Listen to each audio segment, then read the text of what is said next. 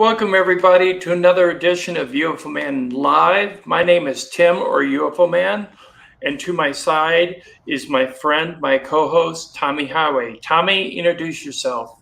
Hello, folks. I'm Tommy Highway. I'm the co-host of the UFO Man Live show. Very happy to be here tonight, folks. We have a wonderful show for you. In fact, folks, we were very fortunate enough to be able to bring back one of our very favorite guests on the channel. You've seen him here before. Again, he's one of our very favorites. He's an author. He's a ufologist. He's written the book Incident Devil's Den. He's also followed up with the book Devil's Den, The Reckoning. Folks, it is our honor and my great privilege to bring you Terry Lovelace. Terry? Welcome, Terry. You're muted. Thank you, Tommy. That was a very gracious introduction. I appreciate that very much. Yeah, my name is Terry Lovelace. I'm the author of Incident at Devil's Den and Devil's Den, The Reckoning, released in December of 2020.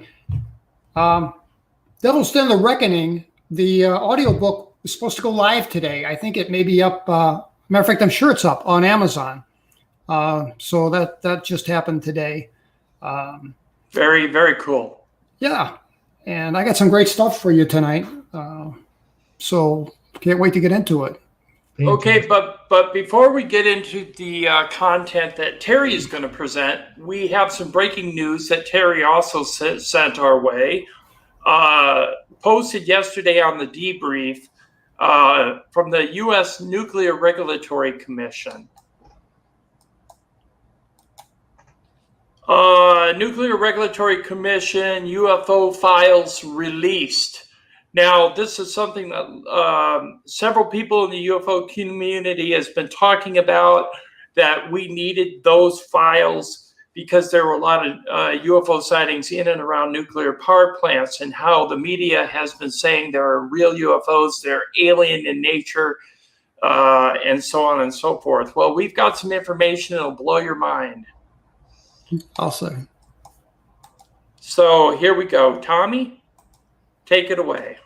Folks, this is a story that I'm about to read you. It's actually talking about one of the security guards at a nuclear facility. And while posted at the intake structure one night, he observed an unidentified flying object fly down the Missouri River about 150 feet in the air and hover in front of the intake. He observed it for a few moments and then contacted a fellow security officer who also observed it. Could not recall the individual's name exactly, but his first name was, it's retracted, and his last name was either blank blank. After they together observed a UFO, it turned and went back up the river and did not come back that shift. He and another officer shared their observation with their peers who did not believe them. There's a shocker. The next evening, he again was posted at the intake and observed the UFO return again. This time, he didn't call anyone until the UFO had traversed into the protected area and hovered above the protected area just north of the reactor building. He said it was roughly triangular in shape with a circle of rotating lights on the bottom. He could not hear any propulsion noise from the UFO. He believes that it was roughly 1/3 the size of the reactor building. Once the UFO hovered in the protected area, he called the security break room, and most of the officers on shift observed the UFO. These individuals included redacted and redacted, both of whom were security officers, all of whom still work at the plant today. That's interesting. After hovering there for a few minutes, the UFO exited the protected area and returned back up the river to the north as it had the previous night. The CI said that he never saw the UFO at the plant again after that evening. The CI believes that this incident should have been reported as a violation of the protected area space, but was not reported. Yes. Okay. Now, there's a letter that is also attached to this story that we need to take a look at. Okay, Tommy, read the second paragraph on down. Okay, this is actually from Miss Linda Howe of the NRC, and it says that it may surprise you to learn that the DoD has been flying nuclear-powered crafts from this area for over 50 years. The Air Force calls them UFOs. Many call them flying saucers. Several of these test crafts crashed, contaminating sites in New Mexico For further information, contact your friends at the DOE. They had a contact airplane check these sites about 2 years ago.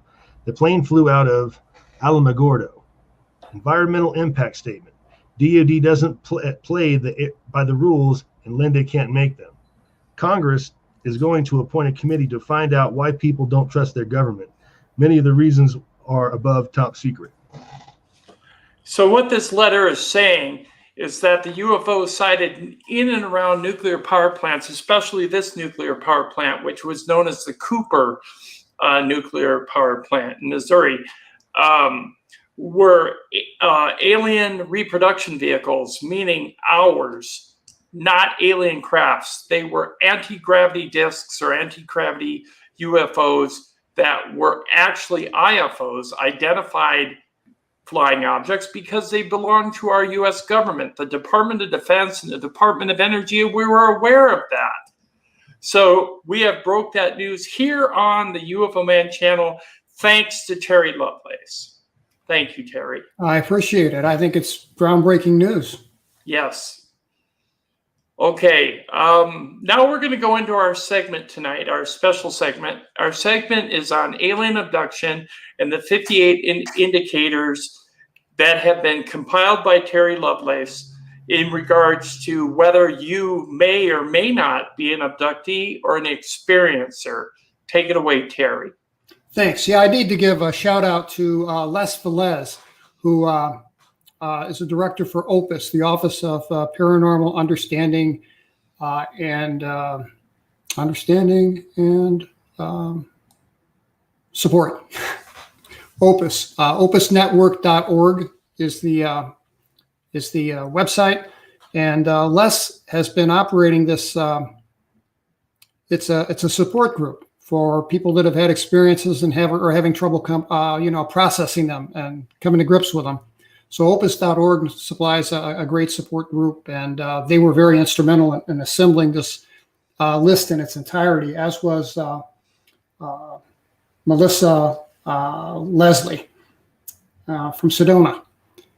So what's interesting is I got, in response to the email that I put in the back of Incident at Devil's Den, I've got almost 1,800 emails now, and from people sharing their experiences. And the people that wrote to me, I mean, these are spot on. I mean, what I did was I took out about the top 12 of the almost 60, and I thought we'd start with them.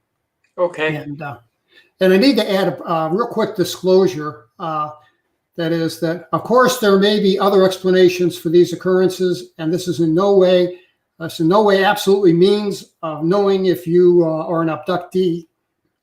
These are just commonalities. I can tell you that they really are common among people that have been abducted.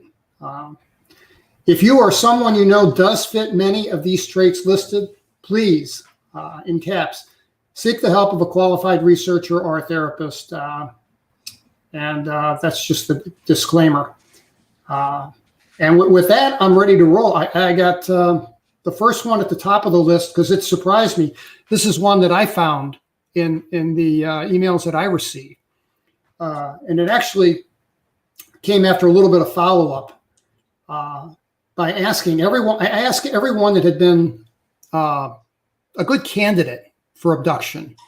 I asked them some questions. And one of the questions that I asked, because I got it spontaneously from a whole lot of people, was, can you remember today a dream that you had between the ages of, say, 4 and 8 that's stuck with you and is as vivid in your mind today as it was the morning that you woke up? That's something that these folks tend to all have in common. I know I have one.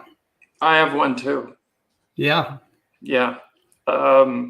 It's, if you don't mind me saying, it's, I'm dreaming that I'm on somewhere where the ground is red clay. There's red dust in the air. The sky is kind of reddish. And there are domed huts that are made out of stone, but they're perfect. They're domed, and there's one entrance only. And the huts are used for sleeping. That's it. And then the people are running around outside, and the people are wearing like, it's kind of like a sash with a loincloth, and they have not real dark skin, but bronze skin. Yeah. And it appears to be somewhere else, but when I'm in that dream, it seems to me that I know these people, and I know them so well that when I wake up, I have a sense of loss every time. And I've had that dream since I was young, and I still have it today. It's kind of a question mark, maybe a possible past life too, maybe, who knows? But, Right. that's interesting that you get that description, because there was a document posted to the CIA website about a document released in May of 1987. And what they did was they took one of their remote viewers, and I forget who it was.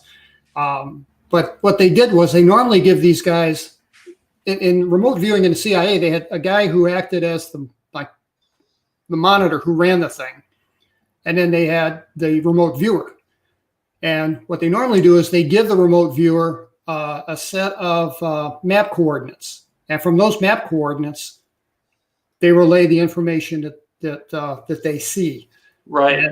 And what they did was they gave these guys map coordinates for a specific location on Mars. And they gave a description of what they saw, very similar to what you just said. That's what I've always thought, that it was off planet, that it wasn't on Earth. I actually did see something else, but I don't know if it's necessarily believable, because what I saw was a very large sun and what appeared to be a secondary body not very far away from it. So I don't know if it was Mars or somewhere else. Yeah. Or maybe you could have been on what is it, Ios? What's the name of the moon? I forget. There are a couple. There's the larger one that the Russians lost all their probes thanks Phobos. to. Phobos 1, yeah. That's it. Yeah. I don't know. Maybe that could have been the view from Phobos. You could see both Mars and the sun. Could be. All I know is that I could see two heavenly bodies in the sky at the time in my dream every single time. And was the temperature, I could feel the temperature too. It wasn't hot, but it was warm and easy to breathe. But there was a lot of dust in the air, like it was real windy all the time. Yeah. That's fascinating. Just real quick, I'm getting a message that the stream is frozen. Is everybody able to see us okay out there in the chat? Anybody?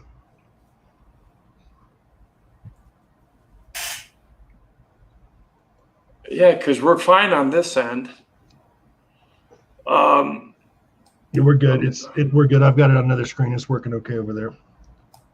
Okay, Yeah, good. I'm looking at it in real time, and it looks good.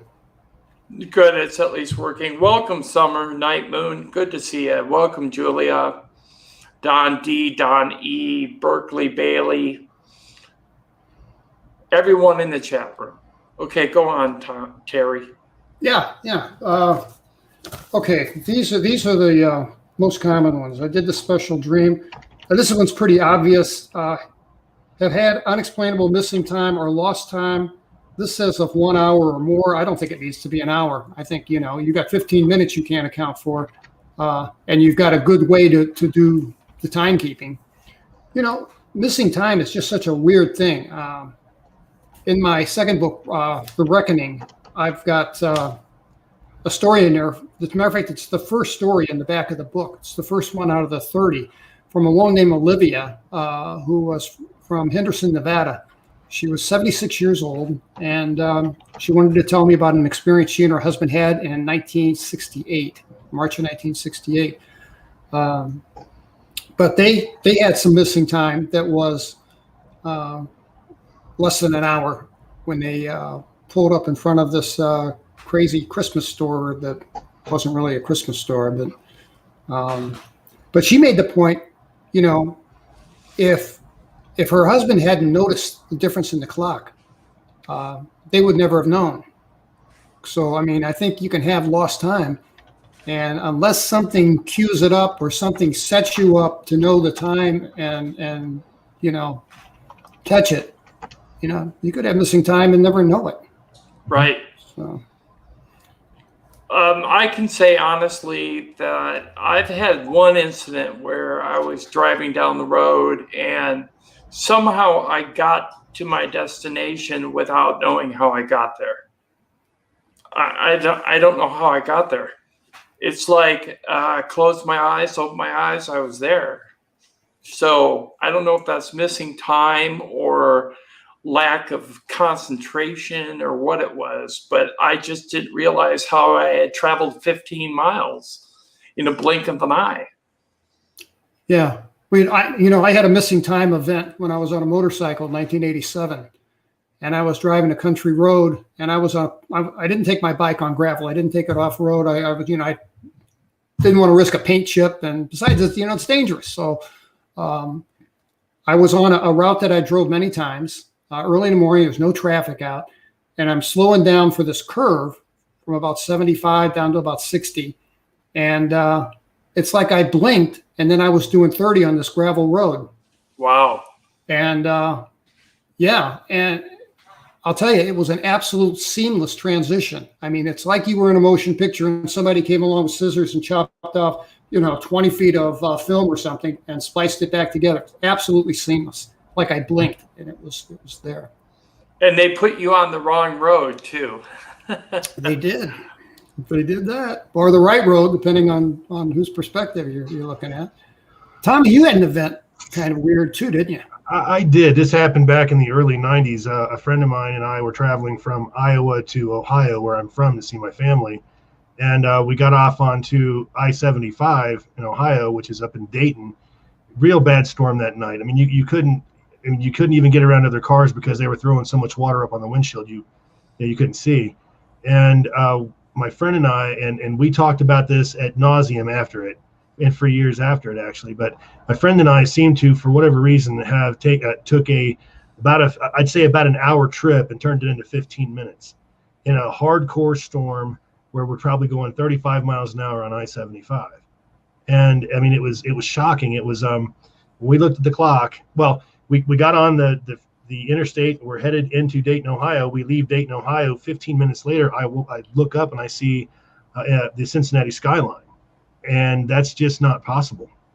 And again, I mean, the person that I experienced this with, if I called him today, he'd talk about this. Yeah. I always thought that might be some type of warp or portal. Something that you may have passed through, because there was a story a few years ago about a guy that was a pilot that was flying in a small twin prop Cessna, and he was going somewhere 2 hours away, and he flew through this weird cloud, and he was there in a matter of minutes. The Miami incident. He was going from I think what was it? I believe it was Jacksonville, Florida to Miami, and arrived there a lot sooner than anticipated with almost a full tank of fuel. Right, and they don't know how he got there. And he said he flew through some type of odd cloud structure and lighting, and then all of a sudden he was at his destination. So maybe something like this occurs to us on the road, or it could be directly related to some type of alien abduction experience as well. David Paulides, who wrote the Missing 411 book series, in one of his stories, and I don't know which volume it's from because I can't remember, he's talking about a hunter. He did a whole volume on hunters that had experiences. But this hunter was trekking across the woods. I don't remember what state, Northwest somewhere, I think. And he put his foot out to take a step forward, and his lower leg disappeared in front of his eyes. Wow. And he quickly withdrew his foot and said that the forest had gone completely silent and spooked him really bad, as it would me. And he freaked out and got out of there. And he's very lucky he didn't take that step, or he may have been one of the missing 411 people. Maybe a lot of those people that have gone missing without a trace actually did that, stepped through something that led them to a different dimension, different reality, whatever, because they've never been found. No body, nothing. But we do have to sort of temper that a little bit, because a great example of the conspiracy theory behind disappearances was Steve Fawcett when he disappeared. And Steve Fawcett, he was that daredevil billionaire, ballooned all over the planet, that sort of thing. Yeah. And he went out. He was going to set a new speed record or something with a plane. Went out to scope out the area that he was going to be flying in, or whatever it was. It was never heard from again. And there was not a trace of this plane. They scoured the desert looking for Steve Fawcett. They found all kinds of plane crashes they didn't know about from like the 50s and all that. But they never did find him. And years later, some hikers found some bones, which led them to his plane crash. So, yeah, that's true. I mean, absolutely. I think there's definitely a supernatural component to a lot of these disappearances. But we also have to be mindful that sometimes people are just gone. Right. Sometimes people are just gone. But then in the case of the little boy that went missing and was found, 70 miles away, a couple hours later, how did he get there? Right. See, that's my point.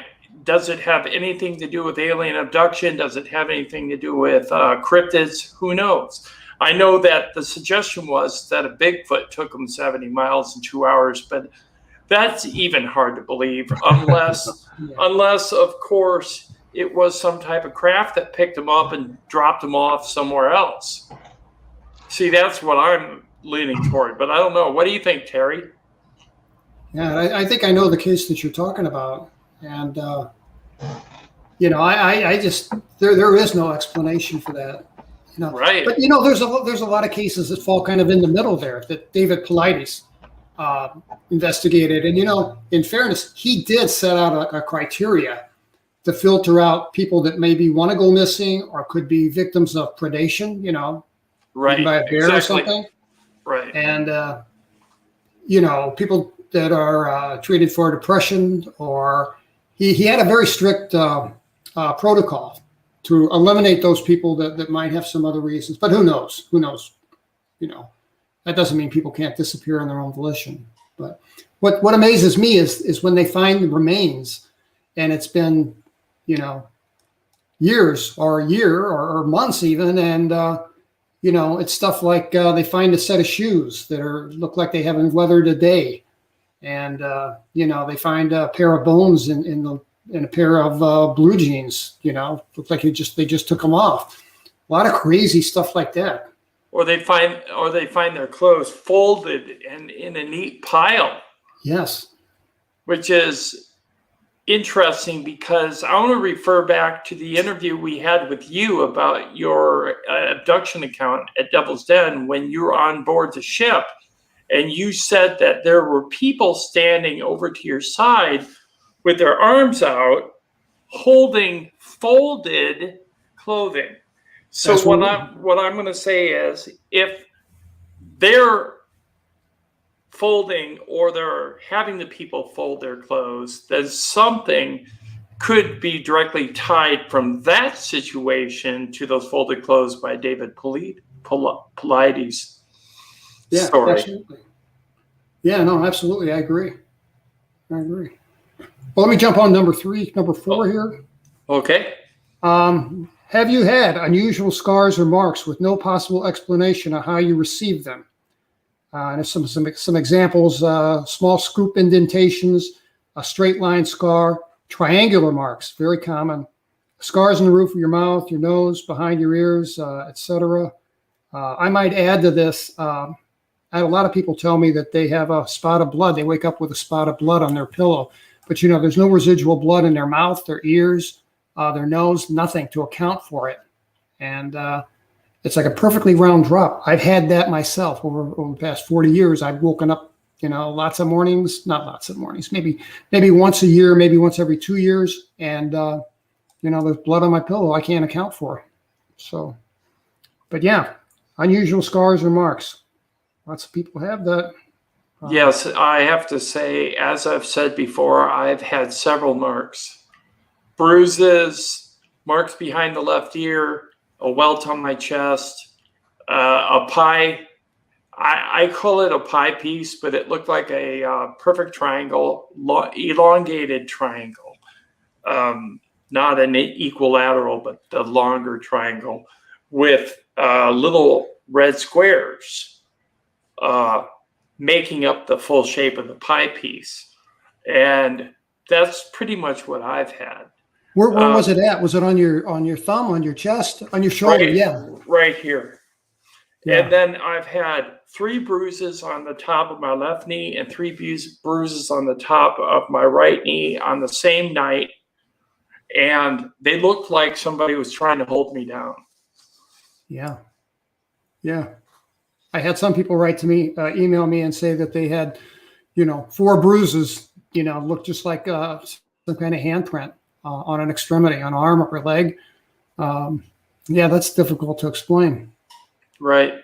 And they say that there's a lot of sightings of beings that have 3 fingers. So that correlates with what happened to me. Tommy? Well, I can't say that I've ever had any kind of experience like that. I mean, where I've had any kind of marks on my body or whatever. I'm relatively certain that when I had both of my experiences, what I'm absolutely convinced were extraterrestrial craft, I don't believe that I had any kind of missing time or anything like that. I don't think they, well, the first time I'm sure they weren't worried about me, what I was doing, but I do believe that this is happening to people. I think that this story has been told worldwide too many times. There've been too much evidence. Terry's a great example of implant evidence, things of that nature. Oh yeah. There's no denying that this phenomenon is happening to people, and I don't believe these people are making it up. I agree with that. Yeah. So I had a lot of people, and I was talking to Les Velez about this too, and he said that he agreed with me that the people that have the triangle, red triangle thing appear on their, it is either at like the base of their thumb, on their hand, on their shoulder, or on their chest. So it's never in your lower leg or your thigh or your back. It's always in those locations, or at least most always. So that kind of means that that either these people all got together and got their story straight, or it's a genuine commonality. And I don't think these people know one another. So that'd be one hell of a widespread conspiracy if that were to be the case. I don't know of anybody else that had any type of marks like this personally. No. Yeah, Aaron Montgomery, my former co-host, whenever we were doing our podcast, has had these experiences. So, yeah, some people have. I had an experience where I had a triangle thing on my thumb back in 2010. I've got some pictures of it somewhere. That Australian abduction where the 2 cars were stopped and 2 different loads of people, and UFO landed and they came across the field and knocked these people over, all kinds of things. Well, the women, at least the woman that was interviewed about that story, she had a red triangle. I think it was right underneath her abdomen, if I'm not mistaken, or her lower abdomen, I should say. So yeah, it's a thing. I mean, that's definitely one of their symbols. Is one of their instruments is doing that or something. Yeah, the question is, why does that manifest? I mean, is that just kind of like saying, we were here? Is that to validate something? Is that their way of control, or I'd like to know what the motivation is behind, ET's need to brand us. I got to tell you, the mark I had seemed more like a targeting mark that would be used with cancer treatment. Kind of like how you get a burn from a radiation. It looked like a mark rather than an impact bruise. I've been thinking about that for a long time. I think it was more of a mark. Whether it was a brand or not, I can't say. But it looked like something medical. Yeah. Yeah, I agree. Yeah, the ones I saw look like, against your skin, they look like a dark sunburn. They're just red. but no blistering or pale or peeling or anything like that. Exactly. So, Exactly. No blistering, no peeling, and they seem to fade away. Mine faded away within about 3 weeks, and I had no remaining damage to my skin. yeah. None whatsoever. If anybody out there's had any of these, hit us up on the chat room. Next one. This is an interesting one. Have a strong what they call marker memory that will not go away. I had these, what I called intrusive thoughts, which in 1980, I went and I saw a therapist and took a test for PTSD. They gave me the Minnesota Multiphasic Personality Inventory, which is kind of the standard, been around for 75 years or something, and diagnosed me as having PTSD, etiology unknown, because I didn't tell them that I saw a UFO the size of Walmart. I just kind of left that out. They assumed that I had some type of, early childhood trauma. Wow. But of course, I didn't, at least not No. that I know. I think that this is definitely related to 1977. So, but yeah, strong memory marker that will not go away. An alien face, an examination, a needle, a table, strange skinny babies, etc. All things that have been reported. So, yeah, I think that what they call a memory marker is likely a PTSD flashback type of thing that keeps returning. Because I know when I still have on occasion, I'll be out cutting grass or doing something completely non-UFO related in any way, shape, or form, and I'll have an image come up and just flash across my mind. And Tim, you're a medical person. Have you heard of PTSD sufferers experiencing that? Yes. Flashbacks? Yeah, of course. Yeah. It happens a lot. But most of them get not waking flashbacks. The ones that I know, they actually have dreams that are so disturbing that they wake themselves up. That's how they have it, and they have difficulty sleeping. Yeah, I experienced that. I have a heck of a time sleeping, and it doesn't happen more than once a year or so now. But for 40 years, I would have screaming nightmares. Which leads us to the very next item: is have you had many dreams of UFOs, beams of light, or alien beings?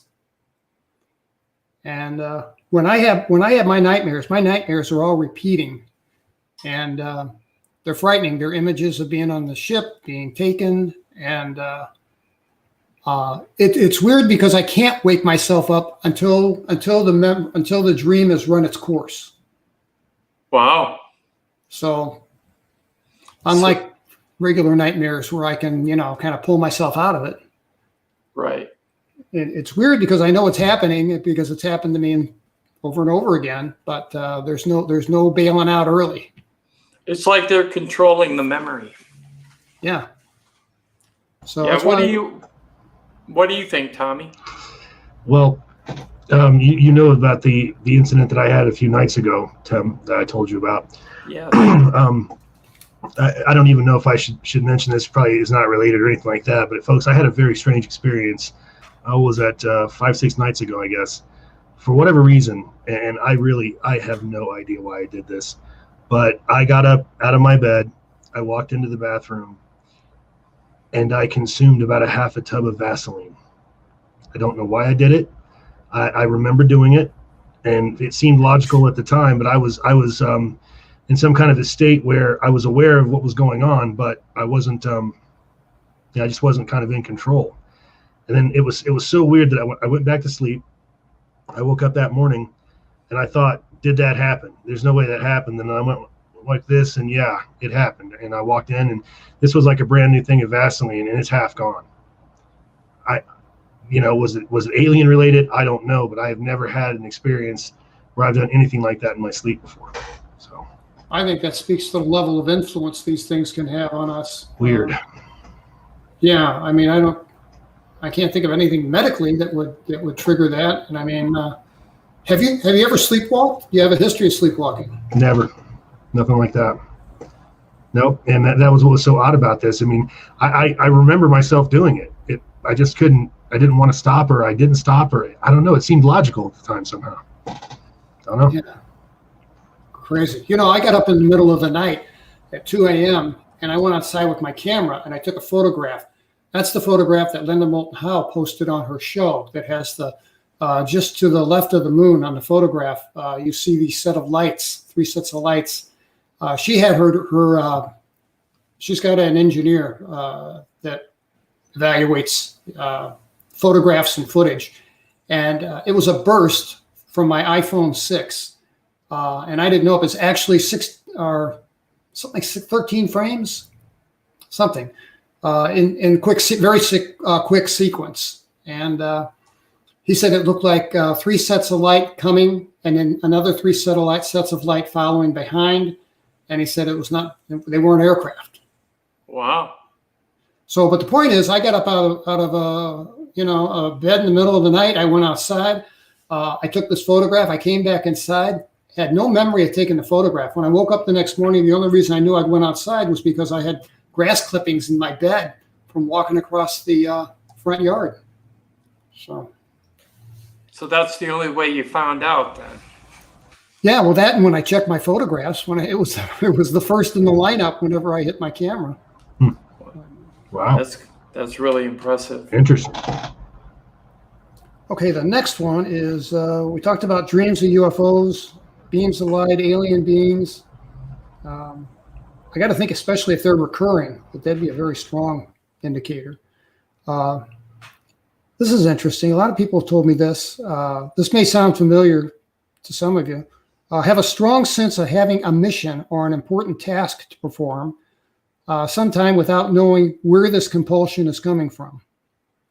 And I had a lot of people, email me and less validated this, that a lot of times people that are having these kind of experiences take a sudden interest in the world, specifically like climate change, and become kind of advocates against climate change. Become very, I guess you'd call it ecological. Very, very concerned about the world where they weren't so much before, I guess. Okay, next one. This is cool, have had several strange psychic experiences, such as knowing that something is going to happen before it happens. You guys, Tim or Tommy? Yeah, happens to me a lot, actually. I've predicted things. I predicted the Concorde disaster the day before it happened. Now, in my case, I don't know if it's so much alien influence as the fact that my mother happens to be a world-class psychic. So that's how she's made her living forever. So is there something to that, or is that an alien influence? I don't know, but I can relate to it. Didn't something else happen to you recently as well, Tommy? What are you referring to? I was trying to shake your memory because I can't remember exactly, but I know you told me something about where you perceived something and it happened. It kind of happens all the time with me. I mean, I've met people that are complete strangers, yet I know them, things like that. And my mother just, she goes on about the same thing. She was telling me that this is going to happen to me and that I would be experiencing this throughout my life. And as a young kid, I'm like, yeah, right, sure, blah, blah, blah. Well, no, Mom was right. I have deja vu in regards to being places I've never been before, but I know how to get around the building. Or if, for instance, I'm like in a historic house, I've never been in it before that I recollect, but I know exactly how to get to the men's room in the actual building. Wow. Well, how do I know how to get there if I've never been there? So I have things like that happen all the time. Yeah, it's interesting. I used to be a runner, and I used to like to run in cemeteries because, it sounds morbid, but if you think about it, there's no cars, there's no kids, there's nobody going to give you a hard time, there's no cops. It's just, and usually there's a paved pathway or a little road that goes through the entire thing. And I was at Mount Hope Cemetery in Lansing, Michigan. And the first time I was there, I guess it was some level of intuition. I knew my way around because there were all these winding roads, and cemeteries are laid out kind of crazily. Sure. And I knew my way around there from the first day. So, yeah, a psychic thing I get. And God, Tommy, you got it in your genes, man. Yeah. So it's not always a bed of roses. I mean, sometimes I've seen things before that I didn't like. So. Yeah, the Concorde disaster. My God, people Day died. before. Yeah. Day before. Yeah. Well, I have to be honest with you, Tommy. I hope you see good things with our channel, Yeah, Tim. No, don't say that. If you get any premonitions about me, pick up the phone, will you? Will do. Absolutely. Yeah. I'm still waiting for somebody to lay the lottery numbers on me too, for that matter. So, Yeah. For some reason, it doesn't seem to work that way, does it? No, it doesn't. Who do you complain to? Yeah, really. Right. I like this. This may resonate with people. I've had a dream of eyes, such as animal eyes, like an owl or a deer. I'll remember seeing an animal looking at you. Also having a fear of eyes. So many people that, wake up in the middle of the night and see two eyes in a corner of the room, or see two eyes in a closet where the door's open. So the owl eyes they've always been one that's been mentioned a lot. I've heard that before. Something about the aliens, they want to put some kind of a suggestion into the mind to try to calm people down or whatever. And for whatever reason, they think owl eyes do that, because you're right. A lot of people say that. Yeah. Mike Cleland is a friend of mine, and he wrote the book, Owl Messengers. And he is an outdoors guy. I mean, he has been camping all his life and spent a lifetime in the outdoors. He loves the outdoors. And he's had all kinds of weird experiences with owls. I recommend the book because it's a great read, and it's just example after example of owls being foretelling something coming, or it's a great book. What about, instead of a fear of eyes, a fascination, a fixation on like wolves? I've had a fixation on wolves since I was young, and I had never seen a wolf ever when I was a little kid. I didn't see wolves until I moved to Minnesota, and I was probably 13 then. So what I'm going to say is I had a fascination with wolves since I was young. And I'm not talking like collecting model wolves and things. It's the face. And I've always thought that it was odd. Yeah. And I've seen stories about screen images that they put up, and besides the owl, they used the wolf. Yes. Yeah. And I've also heard deer. Well, and raccoons. I got a story in my book about the kid from El Paso, Texas, who would have these screaming nightmares, and his mom would come in, and the kid's 5 or 6. He's telling his mother that he saw a 2-foot tall raccoon that walked like a man and talked to him with his mind, but he could never remember what they talked about. And so she's quizzing this 5-year-old, right? Because these nightmares are becoming annoying. And the kid says, yeah, it comes through the screen as a ball of light and then gets by my bed and turns into this possum. And we talk. And I think he's kind of funny, and he doesn't scare me. And, that just reinforces that they know how to appear to a child in a way the child will find most benign. And for this kid, I guess it was a possum. But then again, as I told you before the show, I saw a 4-foot tall, 3.5-foot wide black spider as a 5-year-old or 4 or 5-year-old. And I can tell you it scared the living daylights out of me, so much so that I stayed in my room until my parents came upstairs after hearing me scream and had me walk by the door where I saw this spider. And I wouldn't go downstairs until they proved to me that there was nothing there at the time. And you have a fear of spiders or a dislike of spiders to this day. Right. I don't like them. Yeah. Wow. Yeah, I wouldn't either. And didn't you say, Terry, that there was somebody else that had reported the same thing, the black spider? 3 other people had reported the black spider. I just looked it up.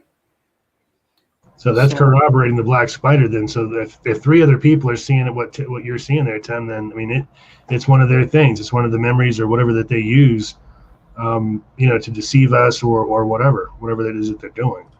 Well, I'll tell you what they showed me then was very frightening. I think their intention was to frighten, not necessarily calm me down with an owl eye or a deer eye or a wolf. Now, I think the wolf and the spider are very threatening, and I think that they can be used to threaten and to aggressively scare people. And I don't think they had good intentions with that image. Doesn't sound like, does it? No. Yeah. Wow. And you've got a lifelong phobia as a result of it. Yes. Here's one that may resonate with people, because it sure does with me. Have had electronics around you go haywire or oddly malfunction with no explanation, such as street lights going on as you walk underneath them, TVs and radios affected as you move close, or like in my case, like you're asleep in bed and the television in the living room turns on. That's happened to us over 40 some years. I mean, it's crazy. We're so used to it now that when it happens, and it's happened in, we've lived in dozens of places and had dozens of television sets over the years, and it doesn't make any difference, the television or the house or where we're at. Between 2 and 3 in the morning, the TV in the living room will just pop on. I mean, normal volume, normally in the channel we turned it off from. And, it scared the heck out of us for a couple of years. And then we're kind of like, you know what? This is a pain, but it's really not hurting us. So now whichever one of us is most awake will just get out of bed, go in and hit the remote and turn it off. And we say out loud, hey, knock it off. I don't know if it helps or not, but...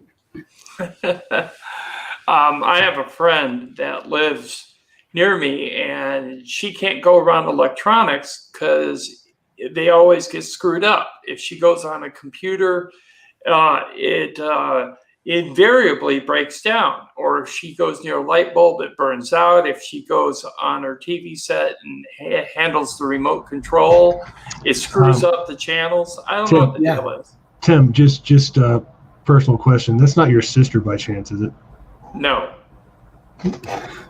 Tim, sometimes I have a tough time with Tim and electronics. Okay. No, it's not my sister, and it wasn't my sister that has issues with electronics. It's my brother. Close, Tommy. Yeah, close, but no cigar. Anyways, this is the deal. Tommy and I have gone through a lot of learning curves, and we've gotten to where we need to be. And my brother even made the comment, Tommy, that we have exceeded his knowledge base. So we're doing very well. Okay, getting back to what we were discussing, Terry. Yep. Okay. I think that's an interesting one. Here's the next one. Have you had frequent or sporadic ringing in your ears? I got that. I've had that for years. I had some NDE, near-death experience people contact me. I had near-death experience people read my book, and several of them contacted me and said, do you know how many things you have in common with near-death experiencers? Like that dissociated feeling that we felt whenever we saw this craft thing.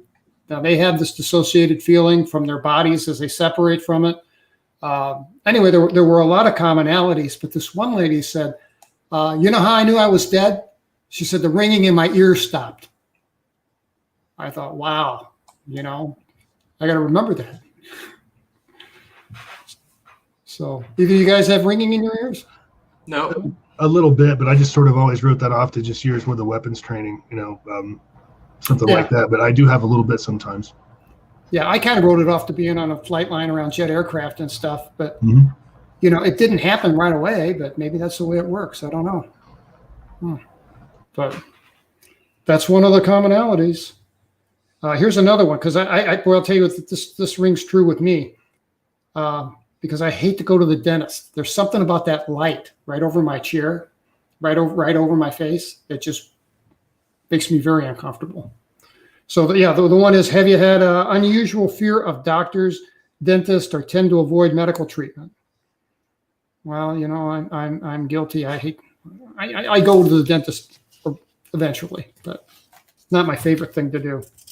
I gotta say that when I was younger, much younger, I hated needles. But then again, a lot of people hate them. But I was hating them to the point of having 4 nurses and a doctor lay on top of me to give me a tetanus shot.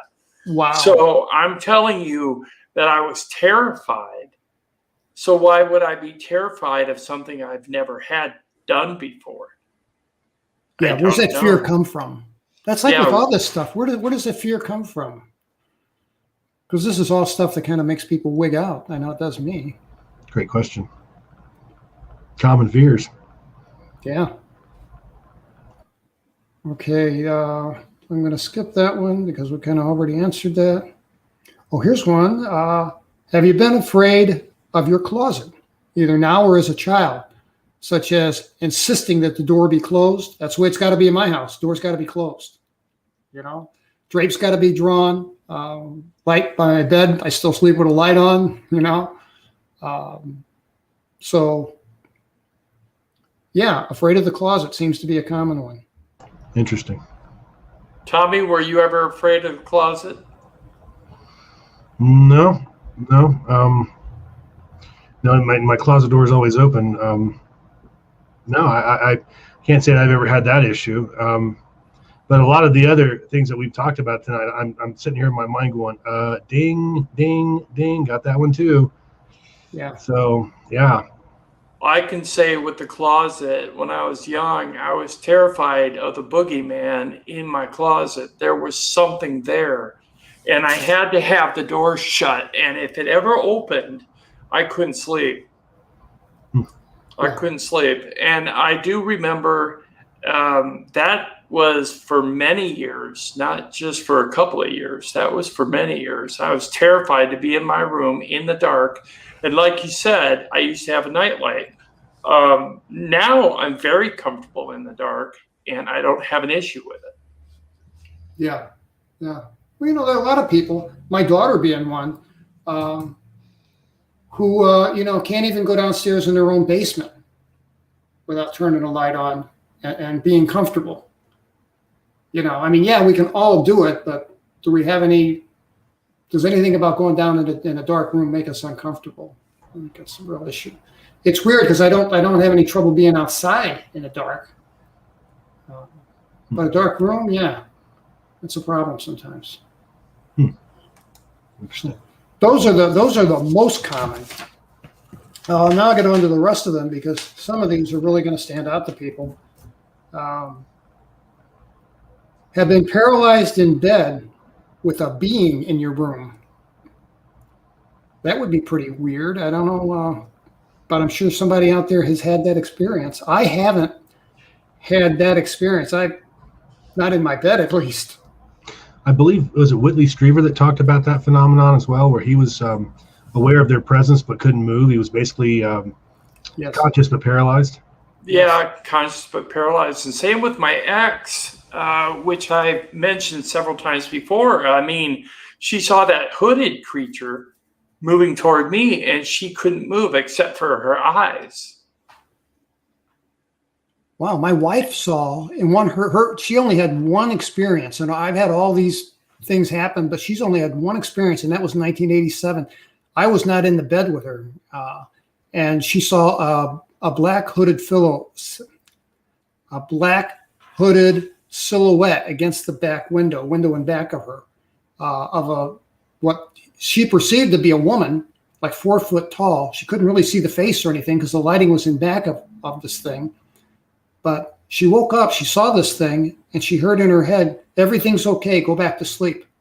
And that's what she did. Wow.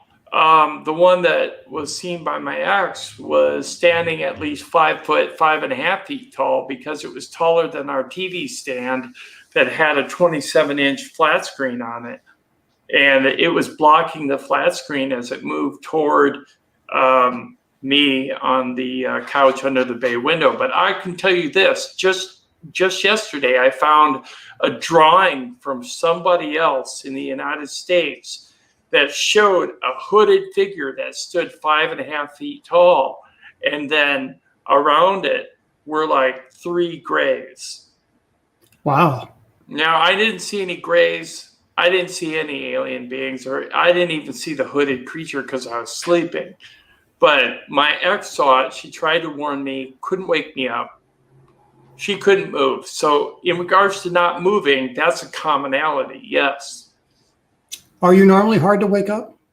No. Yeah. I think that's significant. I'm an incredibly light sleeper.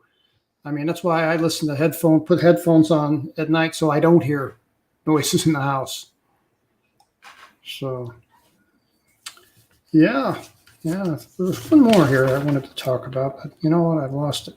But before you move on, Nancy Volker from the chat room just said a white form about 4 feet tall would move around my room in the middle of the night, but it never did anything, just was there.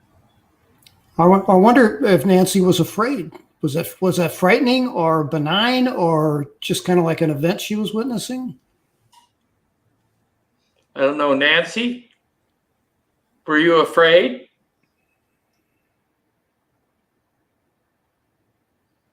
But we'll get back to Nancy. Yeah. Oh, preliminal just answered. My friend in Toronto has experiences like that, a white small figure. Wow. Nancy says it was a bit scary. I was 2 or 3 years old. Wow.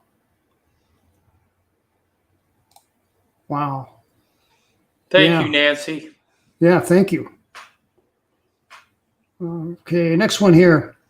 Have seen balls of light, I would call them orbs, or flashes of light in your home or other locations? Ding. Ding? Ding. Yes, I saw balls of light in my room when I was about 5 or 6. Small balls of light. I referred to them as giant fireflies, but they were flying around my room inside, and the window was closed, and they came 3 separate nights. I rationalized back then that I thought it was static from my blanket, but I couldn't recreate the phenomenon. It just wouldn't happen again. It happened 3 nights. They looked like maybe the size of dimes, maybe a little bigger, a quarter. And they glowed from within. They had a white aura around the outside, and they floated around. And then they disappeared. Wow. I had a guy from TTSA, and I can't say his name because I promised him I wouldn't. But I was talking to them because about the time I was having some experiences in early 2019, my grandson, who was maybe 4 years old at the time, was talking about seeing lights in his room and seeing something with big claws in his room. And this guy asked me, he says, "Are the orbs of light white?" And I said, "I don't know, I'll ask." And they were, just like in your case.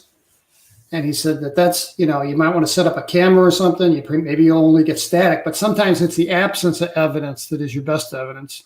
Right. So, yeah, he said those were significant, was the word he used. So, I don't know what it means. I don't have a clue. The only orbs I've ever seen, I ever saw in my life, I saw 2. I saw one when I was at Pine Ridge in South Dakota on the Lakota reservation, and I saw an orb of white light go kind of like we were by like a little forest wooded area, and we saw this orb of light go like dodging between trees, and it was like zip, and it was gone. And the other time I saw an orb of light was again white light. I was at the cemetery running, and it was I got a late start for my run that day, and it was after dark, and the sun had just set. But I thought, what the heck? I know this. I know these trails like the back of my hand. I can still do my run. And I got to tell you, the cemetery had a completely different vibe at night that I'd never experienced in the daylight before. But running around a corner, I saw an orb from behind a headstone. Same kind of deal. It just kind of went zip, and it was gone. So that's my orb experience. Tom, you ever seen any orbs? I can't say that I've ever seen any orbs. Well, other than the sighting that I had in Iowa, I guess if we can call those orbs, they were round balls. They were just huge. But other than that, I mean, I'm quite certain that there's probably something in the center of each one of these objects. But a lot of other people have had a lot of experience with orbs. We've been talking about orbs now for the last probably 30 years or longer. Lots of people see these things, and there's so many people see them from so many different walks of life, then there's got to be something more to this. You know what I mean? It can't just be everybody's imagination. Yeah, I agree. Right. I've seen some amazing photographs of orbs that had faces on them. Oh, wow. That was kind of disturbing, yeah. I'll bet. Yeah. I've heard that's something called pareidolia. Yes, where you see an image and your mind wants to assemble it in the form of a face for some reason. Right. Yeah. Well, the mind tends to do those things. I mean, when you see something that is so out of the ordinary that you've never seen anything like it before, I found, at least within my own mind, that my mind will tend to go places that try to compare it to things that we do know about. You know what I mean? Like, okay, well, it looks a lot like this, even though it's not this. And I sort of associate that way. I suspect a lot of folks do. Yeah, we don't. Go ahead, Tim. No, go ahead. I was just going to say, when I was 8 and I saw the flying saucer in 1963 in my backyard, because the word UFO wasn't even in the lexicon then, it was flying saucer, and I saw it above my head, and I went through this mental exercise. Could that be a plane? Could that be a helicopter? No. Could that be a balloon? Could that be a dirigible? Clicking off possibilities, because you want to, my mind, even at 8, it was looking for a rational explanation for what I was seeing. And I think you're spot on, Tommy. I think that's human nature to do that. Yeah. Yeah, Jeremiah Thompson in the chat room said, do you guys think they use the natural chemical your brain makes to make you forget your dreams? Can't hear you, Tommy. Great question. Yeah, I wouldn't rule that out at all. I mean, I've already said I think these things have a level of influence on us that we don't fully recognize or credit them for. Mm-hmm. But yeah, I think so. Good question. Okay. A lot of people are talking in the chat room. They're really engaged with the subject. So Continue. Good. Glad to hear that. And welcome. Let me see the next one here. Oh, this is cool. Have a memory of flying through the air, which could not be a dream, or, and this is kind of contradictory. This wasn't mine. Have memories or dreams where you're flying. I could say I've had maybe 2 in my life, and they were very cool and they were very vivid, but I've only had 2 in a whole lifetime. So I don't know. Have you guys had these flying dreams? I have not, but there was someone in the chat a little while back that said that they had a recurring dream where they had been flying, and I couldn't find the comment. But if you can hear me in the chat room, please post your comment again, and I will put it up on screen. I've had dreams about dying in a plane crash, and since I was small. In fact, I've had that dream quite a bit, so often that I don't like to fly because of that particular dream. I will say that. I mean, that could be anything, but it's happened. Well, it's interesting. You had a precognitive event involving an aircraft. So Yeah, blew the neighbors away. You know, there's a psychic in Alberta, Canada, named Fiona Harris, and she has a website. But she does stuff with past life regression, and you know, she did one on me, and I found it very fascinating. I won't go into it, but lots of times she can, you know, when she gives a reading, I thought, well, you know, how was she going to do this reading? Well, she said, just call me. And I called her up. We just talked on the phone. We just chatted for like 20 minutes. And she says, okay, I'm good. I got everything I need. And then she says she lights a candle, lays down, meditates, and talks into a voice recorder, and it just all comes to her. So, you know, kind of impossible to validate, but, you know, interesting nonetheless, you know. I have to mention this real quick. GameVet02 just asked, is UFO Man in Minnesota? Yes, I am. I'm in Minnesota, southeastern. Okay, go ahead, Terry. Yeah. So next one. Have you seen beams of light outside your home or come into your room through a window? I can't say that I have. Not beams of light. Car lights maybe, but nothing that I could say is out of the ordinary. You guys? No. Yeah. Can't say that I've got that one. No, me neither. Have had a shocking UFO sighting or multiple sightings in your life? Mm-hmm. Yep. Ding, Yep. ding, ding, ding. Ding, Big ding, time. ding. Yes. Yeah. Boy. Yeah. I mean, probably 90% of the people, I had like 300 people that had abduction experiences. Of course, that was the topic of my book, which is kind of probably what resonated with those folks. But yeah, absolutely. Okay. Okay. Had a shocking UFO sighting, it's multiple sightings. Yeah, everybody, 90% of the people that contacted me had multiple sightings throughout their life, just like I have. And I'm, you know, kind of going around. Have a cosmic awareness or an interest in ecology, environment, vegetarianism, or are very socially conscious. This ties into that one that I read earlier. You know, I can't say that I have. I mean, I think I've always been, you know, concerned about things like climate change and pollution and those things. But I can't tie that to my 1977 event or, you know, but who knows? I mean, maybe these events that I had when I was, you know, 4, 5, 6 years old shaped me to be the person I am. Who knows? No way to know. I'm sure it probably had some sort of influence on you. I know that, you know, when I became aware that that we're no longer alone in the universe, when that was revealed to me, it changed everything for me. That's a big epiphany. Yeah, it really is. How old were you? 19. And right then and there, I knew. I mean, I always talk about the range of emotions that I went through when I witnessed this because one of them was anger. And the reason I was angry is because I realized that the government had been lying to me my entire life about this subject. There they are. They're real. This is no longer a game. And it's no longer the story told by, like we always joke and say, a drunken hillbilly. This is real. And once it becomes real to you, and I suspect that it's very difficult for a person to really get real with this subject until they actually have had that experience. Because when that doubt is removed, folks, it's a completely different ballgame upstairs after that.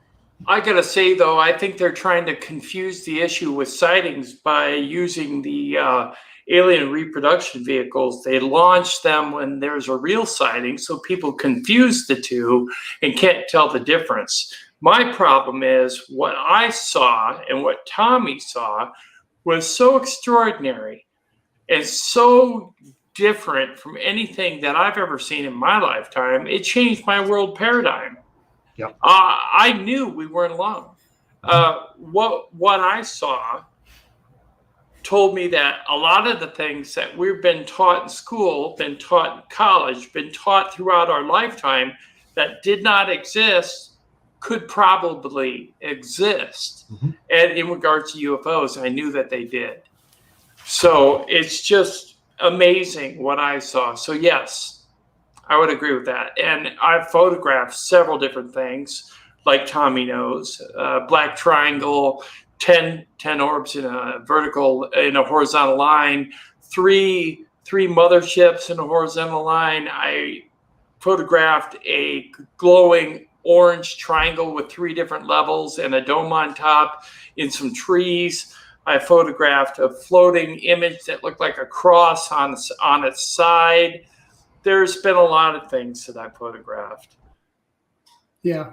And I guess the takeaway is that we've seen these things multiple times in our lives. And, a lot of people live a lifetime and never see a thing. So, that's a good question, is how does that work? I was with my wife. I think I told you guys about this before. I was with my wife coming out of an optometrist office. And, her eyes weren't dilated or anything. She doesn't need glasses for distance vision. And we're walking to our car, and there's this woman standing by her car in a parking lot looking up, in the sky with her mouth open. And I instinctively looked up, and here's a silver, like cigar-shaped thing, a couple 100 feet up in the air. Can't tell you how big it was, but I was just, wow. And I got my wife, and I'm like, are you seeing this? Look, can you see this? And she's like, I don't see anything. I'm like, it's right there. And she's like, nope, don't see a thing. And this was probably 10 years ago. And I asked this woman, I said, madam, are you seeing what I'm seeing? And she just turns with big eyes and goes. So, maybe some people can see this stuff and some people can't. I don't know. I almost think sometimes they choose who's going to see them. I've said that before. Yeah. We've got a question from the chat room from Davy Jones Locker. He's asking, Terry, are they still messing with you? Yeah. I think they are. My last big experience was, as I talk about in The Reckoning, was the what I consider to be an abduction experience that happened to me April 16th of 2019 when I had the iPhone in my pocket, and I was listening to a meditative app in bed, and I sleep with a T-shirt on with a pocket for that purpose, so I can stuff my iPhone in there and put in my earbuds and listen to meditative tape or app or something. And my health app the next morning, just to cut to the chase, showed that my phone was 6 feet over 60 feet, 6 10-foot increments over my house between 5:23 and 5:24 a.m. So, yeah, they've been messing with me. And since 2019, the only thing I can say that I've seen has been, stuff in the air. I've seen some crazy things in the air, but no interactive, no real no real encounters, except for Betty, the entity that I saw originally from 2017, again in 2020. So, yeah, I think they're still messing with me. I got to tell you, Terry, in regards to being 6 feet over your house and you had that record on your phone, I had a friend that had a GPS unit on his phone, like everybody has, but it could record speed and distance. And he remembers driving in the desert, and then all of a sudden he's on the other side of a mountain. And his GPS system recorded that he traveled like at 15,000 miles an hour through solid rock. Okay. Wow. It went straight line through a mountain and appeared on the other side in a matter of seconds. Well, 60 feet, it's a 6-story building. Yeah. And I had, I was living in a house with no stairs. This was between 5:23 and 5:24. I didn't wake up until 5:55. So. Wow. Yeah. But he actually had evidence because it was listed on his phone. Yeah. Well, me too. Me too. I've got pictures of the health app Right. showing it. I took it to the Apple store, and I'm like, how do you measure? Is this like through GPS or something? Tell me how far up in the air I am. And the lady's like, no, not at all. She says, GPS will measure distance, on a plane or climbing a mountain or whatever. But if you're going up in the air, it's measured by like on the steps where it counts for your steps on your health app. That's measured by changing barometric pressure. Mm-hmm. And that shocked me. And I'm like, barometric pressure, I mean, that varies from time to time. I mean, are you guys sure that's accurate? And she said, oh, yeah, it's accurate within inches. Wow. So I didn't know that. I had no idea.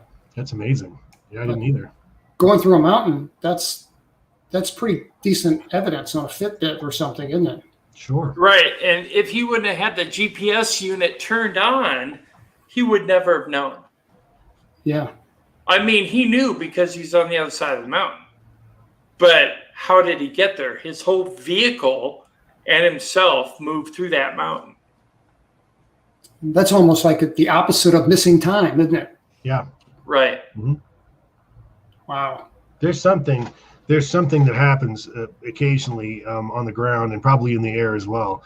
I mean, we've heard about planes, like Tim just told the tale of the gentleman that was leaving from the North Florida and arrived in Miami in just record time with a full belly of fuel.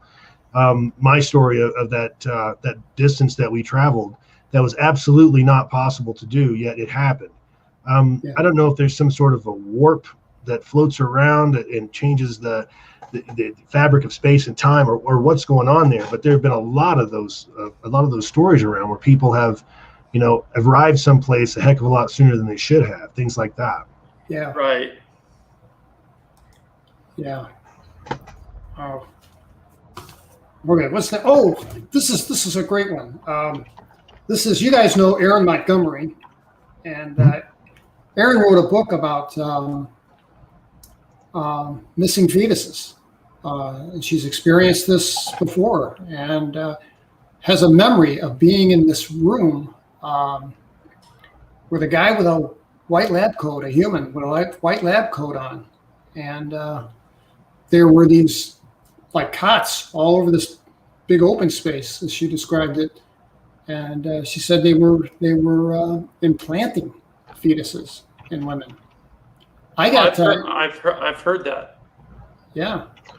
Yep. Erin claims to have lost a bunch of pregnancies. When I don't say, and I don't mean lost in the traditional miscarriage type of scenario. Mm-hmm. She would be pregnant, get verification, validation from a doctor that she was pregnant, and then 11 weeks later, she's not pregnant anymore. Mm-hmm. And there's no residual biological evidence showing that she had a miscarriage. She just looks like she's never been pregnant. Yeah. Fetus is gone, the placenta is not there, the whole 9 yards. There have been a lot of those tales. I'd be very interested to know if she's had any kind of missing time experience or any kind of abduction experience, or I should say, if any other woman in her family has. Because my theory is a lot of these seem to be sort of generational. Mother, the daughter, not always, but that does sort of seem to be a pattern. So Erin said the same thing. Yeah, Linda Napolitano, referred to as Linda Corteil in, I think it was Bud Hopkins' book, yep. Had the same issue. She had a fetus go missing, and not just her placenta, but also her ovaries were taken on the last time. Both ovaries were removed. Wow, and that's pretty dramatic. Yeah, that's like taking everything. Like saying, well, you're not going to have any more children, so you're done. You know what that tells me? Tells me that they were, forgive the expression, but monkeying around in there. Maybe they damaged something and had to remove them. Right, that might have been the case, yeah. Could be. Although I don't think they make a lot of mistakes. I think they most often are more likely to be, fantastic surgeons, I'm sure. Yeah. Yeah. There was a comment in the chat room that said that secret black op programs are the people that are really doing the abductions and not aliens. What is your response to that, Terry? I've heard that too. And, I can't say that I disbelieve that. I mean, I can only relate, historically what happened to me without embellishment, and tell the story of my subjective experience objectively. But I mean, I don't know. I mean, I know this. I know that they have the power to deceive us, and I'm not just talking about ET. I'm talking about, our government. Mm-hmm. So, Right. When we're in a situation where we maybe can't trust everything we see, who knows? Who knows? But just like that Nuclear Regulatory Commission article that you read, that seems pretty solid evidence that. Yeah. We've had stuff flying around at light speed for 50 years, 75 years? Probably longer, because the flux liner was said to have been hyperluminal, and that was back in 1939. So if that's the case, hyperluminal drive is faster than light speed. Yes. 1939, that's fantastic. And we've had it since then, so imagine how far we've come since then. And if you do believe the story told by Bob Lazar, then if that is the case, then we've had this technology for decades, and we've had quite a bit of it. 9 of these vehicles. Again, if you believe what Bob Lazar is saying, I was just talking to somebody about that today. As a matter of fact, it's like Bob Lazar said, and I can almost see this happening too. That's the type of technology that every 10 years or so, as we evolve technologically, they'll wheel the technology back out, see what we can do with it for a while, and then put it back away until we continue to, gain more knowledge scientifically. Again, it's all in what you believe. There's no hard evidence of this other than the fact that he seemed to know where these things were being flown at night. But I just think it's interesting, very interesting. Yeah, I agree. I agree because. Bob Lazar said that these were extraterrestrial to begin with, and then re-engineered. But who knows if they were telling the truth? Yeah, sure. I don't know. There's a guy, William Mills Tompkins. I'm sorry, Tim. A guy named William Mills Tompkins, who's been on Kerry Cassidy's show a couple times, and he was like 90-something years old, and told the story about how in the 50s there was a secret program that used the U.S. aircraft carrier from the 1940s as a basic design for this starship. So, I've actually seen those drawings by William M. Tompkins, and they look like aircraft carriers. Although, like we talked about on another stream, he also drew designs of older attack subs, the smaller ones, not the big stealth subs, but the smaller attack subs, yes, with anti-gravitational propulsion attached to them, so that they could leave the water, travel through our atmosphere, and go into space, because they're in a sealed, airtight environment. Yeah. Wow. That'd be a great weapon, wouldn't it? That would be. Mm-hmm. Transmuted vehicle right there. Yeah. I wonder, I guess torpedoes are in a sealed tube, fired from a tube. So yep. What happens if you fire a torpedo in space? I don't know. My brother told me that torpedoes now have a method of shooting out air behind them that causes an air envelope around the actual torpedo, which allows it to move faster underwater because it doesn't have the friction of the water. It's traveling through an air bubble. The Russians actually invented that technology, and we acquired it somehow, and we couldn't make it work for the longest time. But yeah, I have heard recently that they've had a breakthrough with that. So I heard that that's what they do to the subs, because supposedly there are submarines that can go 400 miles an hour, 400 knots, whatever, underwater, because they use that same hole of air thing around it. Yep. Amazing. Wow. Okay. So, see, have woken up in the middle of the night startled. That's not. everybody's done that. Everybody's done that. Especially Tommy. especially Tommy. Yes, it says that right here. You know. I'll just get up and eat Vaseline, okay? Give me a break, will you? Oh, here's one I meant to bring up earlier and overlooked, and it's one that sure resonates with me. Had a strong reaction to the cover of Whitley's communion picture. Yeah. On the cover of the book, I do. either an aversion or being drawn to. I've never talked to anyone who said they were drawn to the image. Everybody I know either thought, that's nothing, or they were like me. They were, just about flipped out. And well, you've talked to one person now. I was drawn to the image. For some reason, I was fascinated by the face. I wasn't scared or anything. I was fascinated. I was not flipped out on it. No. You know, it's interesting. While I was down in Roswell talking to folks a couple months ago, in the museum they have this. They have a big life-size diorama of a flying saucer, and there's a bunch of aliens with the big eyes and all that, like the communion face. Yeah. They're all standing around this thing. I'm told that there's a young woman in her 30s or so, and then she comes in there a couple times a week, pays her $5 just to stand there and look at that. And she'll stand there stoically and look at it for hours, and then she'll just walk away and leave. And she does this all the time. It makes you wonder if maybe she wasn't an experiencer. I didn't see her, or I would have tried to interview her. But, but that was interesting, and it's like a known thing down there. Wow. I got to remember that.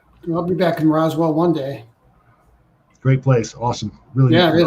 Terry, Debbie Sims in the chat said that cover freaked me out back in the day.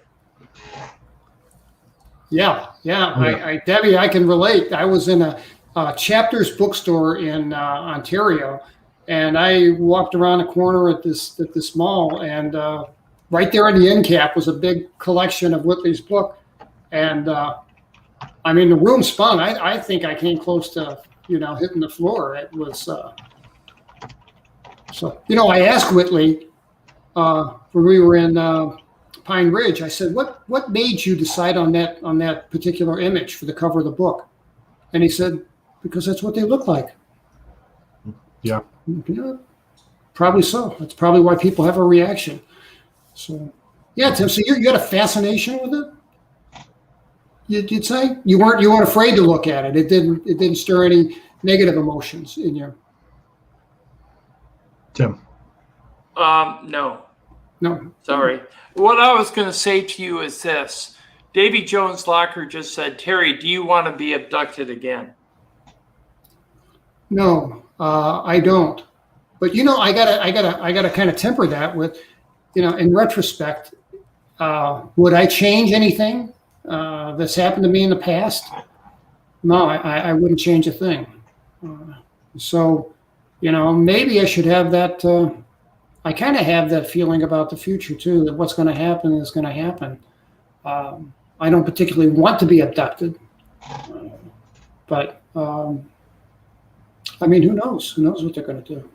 Going back to your last question in regards to did I feel any fear in regards to that image, the reason why I don't think I felt any fear in regards to that image is I don't believe that was the species or race of beings that I encountered.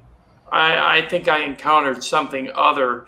What with the spider image that I saw, it could have very well been a different race. The grays have never scared me. The image of the gray or the brown on the communion cover never scared me, not once. Wow. Now, what was behind the mask, like in the movie Fire in the Sky, Travis Walton incident, when they took the mask off and then you saw a long nose and a mouth full of teeth, that scared me. Yeah. I agree. Yikes. Well, okay, let me see. Some of these I'm going to skip because they're just so, well, they're not mine. But yeah, some of these are just stuff that happens to all of us, like waking up with a start. I think that happens to everyone. Have someone in your life who claims to have witnessed a ship or alien near you, or has witnessed you having been missing. I can't say that's ever happened to me. I don't know. That doesn't resonate with me. You guys? Not if I wasn't known to be on a bender. Yeah. I don't think I've ever actually disappeared or anything like that I'm aware of. Yeah. Me too. Here's one that we already covered that one. Have an interest in the subject of UFO sightings or aliens, perhaps compelled to read about it a lot. Mm-hmm. You know, the average, I think it's like, I think the average person, I think that we're in our own little community of people that have had an experience or know somebody that's had an experience or seen something, or just at a gut level know that this stuff is real and want to listen about it, want to hear about it. Right. But we're a minority. I mean, I think there's an awful lot of, I had an Uber driver when I was coming back from the airport not long ago, and he asked me, well, where'd you go? Did you have a nice trip? He's one of these guys that was real talkative. Where'd you go? Did you have a nice trip? How was everything? What were you doing out there? What was the person? Was it business? Was it pleasure? The kind of guy. And I said, yeah, I was at a UFO conference because I was just tired. I never really didn't want to talk to him. But his reaction was interesting. He laughed out loud and said, "Oh, that's comic book stuff." And I'm like, okay. Yeah. All righty. I would disagree, but that's okay. We do have a question here. Is it Ain, I believe? Ma'am, if I'm butchering your name, please forgive me. But she's asking she's asking, what does Terry's wife and kids think about this? My wife is probably the only reason that I haven't lost my mind. We've been together since we were in high school. So oh, wow. She's been very supportive. Like I say, she's only had one experience in her life. And that was in 1987. So, and unless I take a picture of these things in the sky, she seems to not be able to see them. So, my kids, when I published Incident at Devil's Den in March of 2018, I gave a copy of my book to both of my kids because they didn't know the story because my wife and I had not told them. I mean, they knew growing up that Dad would have screaming nightmares once or twice a year. And they assumed that it was, something maybe happened related to a military service or something. I mean, they knew I never left Missouri, but my kids are both scientists. My daughter's a biologist and my son is a computer guy. And my daughter is like, Dad, you're still Dad. I love you. But I just have a hard time with this. And I said, that's okay. You don't have to believe it. I just want you to know the story. Mm-hmm. And she's married to an engineer. And of course he doesn't think any of this is legit. It's such a taboo subject. I mean, ufology as a whole, I mean, there's no part of that hasn't been a taboo subject. But when you start getting into alien abductions, and Tim and I have noticed this over there, having the channel over the years, that's the one thing that, I mean, a lot of people will talk to you about a UFO experience, but if they have an abduction experience or something like that, a lot of people just will take it to the grave with them. They don't want to discuss that. So. Yeah, I had no intention of ever talking about my experience till 2012, and I had that X-ray. Yeah, and that just changed everything. Well, we're glad that you spoke about it because otherwise we wouldn't have met you and we wouldn't be having these conversations. Yeah. One thing I'm going to say is Debbie Sims mentioned in the chat. She said, "How many couples are there where one is an experiencer and the other is not?" Great question. That is a great question, and I don't know the answer. But I mean, I know a lot of people that are experiencers and that are married. I should ask the question. Yeah, I really should ask that question. Davy Jones. Go ahead, Davy Jones. Davy, says, "How can you make them stay away?" I don't have a clue. We're not talking about crosses and garlic here. It's probably going to take something more serious than that. That's a great question, though. What do you do? I mean, how can you? Is there a way to protect yourself from being abducted? And $1 million question, I guess. I've heard. Go ahead, Tim. I keep cutting you off. I'm sorry. No, go ahead. No, I was just going to say, I think it doesn't matter if it's, ET taking you or if it's a government type program. The end result's the same. Sure. I don't think you have a choice. I think basically if they're going to abduct you, they're going to take you nonetheless, and you have no recourse. There is no recourse. That's why people are so terrified, because they don't know when they're going to go missing. Yeah. Or if they're sure they're going to come back. Right. It's got to be a horrifying experience. I mean, if you're one of these people that lived through this, losing your human control to something else like that, completely without warning, no way to prepare yourself. I mean, that's got to be tough. Yeah. Well, we've all three lived through that epiphany of realizing that this stuff is real. Yep. And that's a pretty big thing to process. I mean, that's biggest thing in my life. Biggest thing that ever happened to me. Really. That's why we're here. Yeah. I think proving alien abduction, proving the experience or situation is very difficult because, like Tommy said, and I'll reiterate it, most people can't wrap their head around that, because it's like, no, I don't want to believe that. That's not what we were taught. Monsters don't come in the dark and take us away and experiment on us and take our babies and all this stuff. It's not true. You're telling a hoax.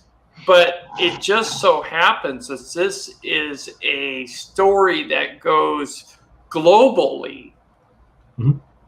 Sure. From the tribal jungles of Africa all the way to here. So, it's happening the same way in different countries around the world, and it's continually having commonalities to the situation, just like Terry said. And it is definitely happening. It is real. Whether you like it or not, you have no control over the situation, because if somebody has interstellar technology and they have the capability to come from another star system or from a different dimension, don't you think that they have the technology to remove you from your house, through a wall, through a ceiling, whatever, into their vehicle, do what they want, and return you? I personally believe that they do. Yeah. I mean, if you think about some kind of society out there, some kind of, community of beings that have been around a million years longer than we've been, if they have if they developed artificial intelligence, how far could artificial intelligence evolve over a million years? Become sentient and all of that. I mean, who knows? And that's a great point. And like we've said before here on the channel, when you look at the cosmos, the known cosmos right now, all the galaxies are out there. We're a pretty young galaxy compared to a lot of others toward the center of the galaxy. I mean, there are galaxies that have been out there for millions of years before our planet formed. Yeah. So to think that, we're the only game in town, so to speak, when it comes to intelligent life, if you can call us that, that's just depressing. It really is. I mean, because we kind of suck, let's be honest. But these people are clearly having these issues. And don't get us wrong, folks. Tim and I get contacted from people a lot. And to be perfectly honest with you, the subject of ufology tends to draw a lot of people that are a couple of sandwiches short of a picnic, okay, to say the least. And we actually have to be able to balance that, because we don't want to put somebody on that's, clearly out of their mind and that sort of thing. But you get that. But then again, you also have that sliver of those people that come forward whose story is so compelling, and it's compelling not just because it's their story, but who this person is. A professional person has absolutely no reason to come out and fabricate something like this, doesn't want the attention, more or less just wants to understand what happened to them. And we're seeing that a lot. Right. Do you guys see, I've got book reviews. On my first book, I've got 560 or something last time I looked. And the new book has, I think, 185 reviews out. and 4+ stars out of a possible 5.0. So overall, I get good reviews from people. But I've had people respond to my book really, really angry and say, why would you perpetrate such a hoax as this? This is outrageous. What's wrong with you? You should be shot. I mean, on and on and on with all these negative things. And, it makes me want to it begs the question, why'd you buy my book? If you knew the topic, I don't know, but there seems to be, and I don't respond to them. And again, it's not like I'm trying to convince anybody of anything. Right.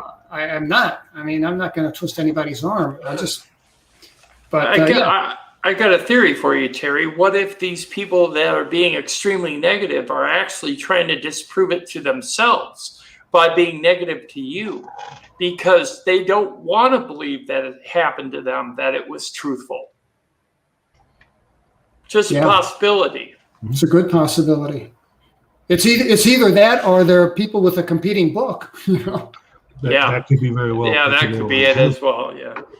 And by the way, I got to mention that Tommy and I are in the process of writing a book about our experiences and some other things, and we're going to start work on it soon. So everybody out there, please note that UFO Man and Tommy Highway will have a UFO-oriented book coming out within the next year. It's time for Tim to publish. Absolutely. Yeah, yep. He needs to get his name on a book out there, and I'm going to help him do it. Absolutely. Well, that's very exciting.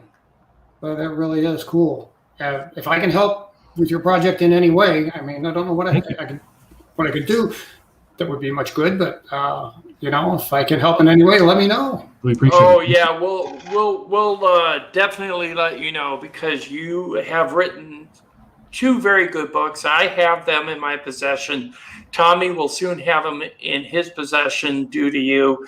And they're excellent literature.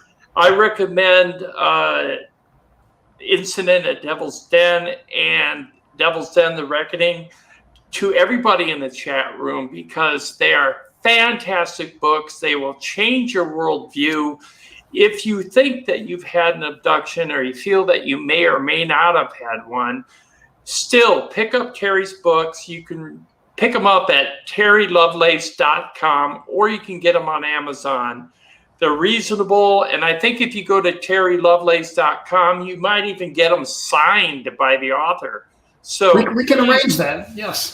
Yes, please do, and check them out, because it's the best abduction story I've heard since Travis Walton. Yeah. So please check out his content. It's something that is necessary for you to do. Okay, Tommy, any last words tonight? Well, folks, thanks for coming out. We really appreciate everybody supporting the channel as always. Do us a big favor. If you haven't already subscribed to the channel, go ahead and hit that subscribe button for us. Hit that like button, please. The other thing that you can really do to help us out is drop us a comment in the comment section. Even if you're just saying hello, it really does help us with the YouTube algorithm, and we appreciate that. And folks, I want to thank Terry for coming, Terry Lovelace for coming. Great guest, wonderful guest as always. We really love this guy. We know you folks do too. Terry, thank you so much for being with us this evening, sir. Always a pleasure. Thank you. Enough.